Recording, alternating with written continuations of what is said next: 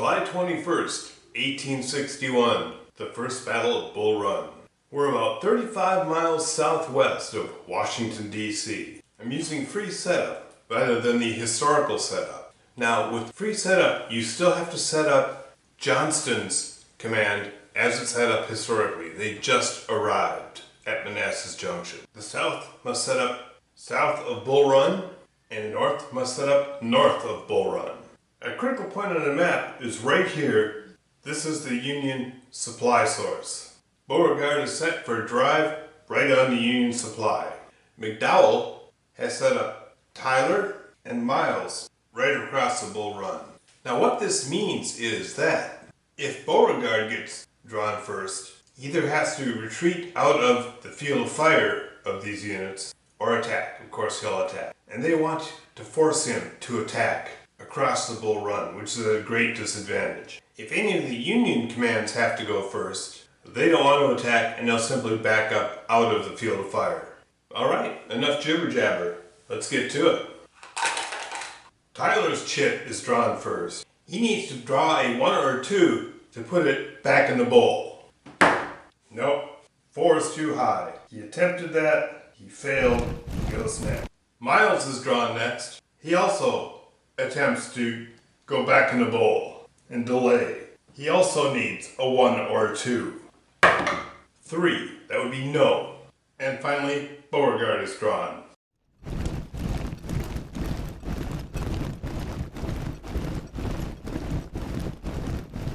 Now before we begin combat, a couple notes. With free setup, you get a lot of combat right away. Now these green militia troops don't last well in combat. So I, for one, will be very interested to see what's left after this initial contact. Now in turn 2, the Union sees a lot of reinforcements coming in at this point. And a lot of the historical battle was fought over here. Now since it's all going down over here, the Union troops coming in over here would like to get over here as quick as possible. Doing that, however, is not very easy because the road net runs this way. Anything going this way is very windy and it just takes forever. Now Johnston's command cannot move until the Union crosses the Bull Run. So if they enter and start making their way east without crossing the Bull Run, Johnston is stuck sitting right there. The best unit in the game, the only unit that's not militia, is Jackson's Stonewall Brigade, which is part of Johnston's command. It won't even get into battle. Alright, back to the action. Tyler's men were ultimately able to hold together. Bullregarde lost 2 blocks. In the center, similar results. Tyler's troops were able to hold. Bullregarde lost 2 more blocks. And over here, Bullregarde's troops running to Miles' division. A little different that time. The South only lost 1 block, but the North lost 2 blocks because Bullregarde had got a unit in the Union's rear, and the retreating Union troops ran right into this unit and were eliminated. So after turn 1, the South has lost 5 blocks, the North has lost 2. The South breaks at 6 blocks, so they can only lose 1 more block. The North breaks at 7 blocks, they can lose 5 more blocks. Now at this point it might seem like the South should just surrender, should just fall back and say, whoops, that wasn't a good idea. But you know, here's the thing. Now the South can go on the defensive. And there is a chance, a very slight chance, that they could cause 5 more casualties before losing 1.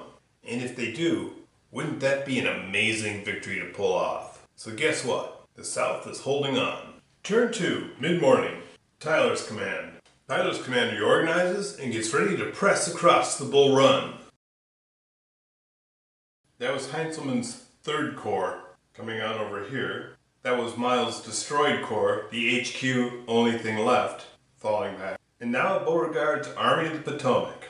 Bullregarde has sent word to block anyone coming from the west. These 3 units are just detachments and don't count against infantry blocks towards breaking the army. This unit is Radford's cavalry. They have been ordered to go around and get behind the Union Army. They are cut off. They can't get other orders. So they continue. And Hunter's 2nd Division follows Heinzelman's 3rd Division. No combat on turn 2. Turn 3, late morning. Bullregarde's Army of the Potomac is drawn first, but he doesn't want to go yet. He wants to see what the North is doing. He rolls and tries to delay. He fails. He needed 3 or less. He rolled a 5. Radford's cavalry presses on the Union base. They contact the bags, but the bags are still packed up and mobile and have not moved yet. Bullregarde moves his bags. Hearing that there's rebel cavalry causing trouble in the rear, McDowell orders Tyler to respond, and Tyler sends Sherman's troops to the rescue. Knowing this needs to end quickly, Tyler sends his troops across.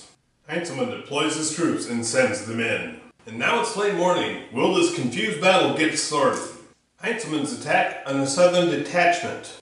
The small detachment throws back the attackers, but they are destroyed in the effort. But now they're not a regular infantry block. They're just a detachment. They don't count against the one more that is going to destroy the south. And here, in the confusion, Keyes' men came forward to attack what they thought was a southern unit. But it was a few batteries of artillery, Union artillery. First Bull Run was very confusing. There was no standard north and south uniforms. Look at this rainbow of colors we have here in our lost unit. It is very easy to end up attacking yourself. And I know attack needs to be fought, but the fact is, I could have been using those troops doing something else, but instead, they're running around the woods chasing each other. But there is one more combat, right here. Tyler's men attacking Beauregard's men. That's Ewell's brigade. How's he gonna do? Now, if he survives the first round, he should just retreat. He can't retreat until he fights one round. But now they've crossed, and Johnston's troops come alive. And Ewell's troops broke and ran. They pushed back the lead Union elements, but Schenck's Germans pushed forward. That's 6 infantry blocks. The Southern Army has been broken at First Bull Run. Nothing was certain. Had the chit pull gone differently, the bags would have been sacked. That was it. By crossing the Bull Run, Tyler's units would have released Johnston's corps, including Jackson's brigade, his Stonewall Brigade, the only non-militia unit in the game. In First Bull Run, having an army of militia troops makes combat very dicey, very swingy, and management of that is a key skill. Now, for interest and drama when I do these videos, I play very aggressively. Sometimes it works, sometimes it does not. Different dice, this could be 6 eliminated Union blocks and only 2 eliminated Confederate blocks. Although the Confederates were attacking across a river, and attacking at a disadvantage really doesn't work when all you've got is militia. They can't take the abuse. They're too brittle, they crack, they run, and they're too easily eliminated. So consider this a lesson. All in all, that was a very good game.